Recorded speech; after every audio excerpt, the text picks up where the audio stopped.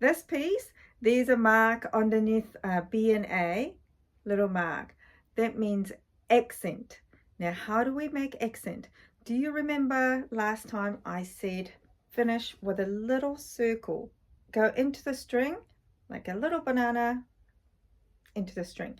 So make that crotchet or quarter note not so connected together, a little bit shorter. So these are kind of a little gap, little drummer. Boom, boom, boom, boom, boom, boom.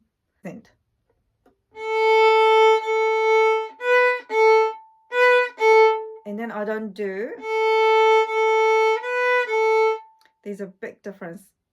So use your arm a little bit more and then go bum, bum, bum, bum.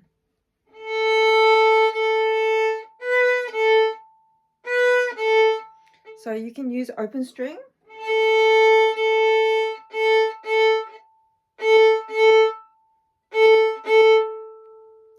Okay, so that's our only thing here. All the other ones, practicing just open string to first finger and hopping over, we've done this. So practice accent and enjoy the piece. See you next time. Bye.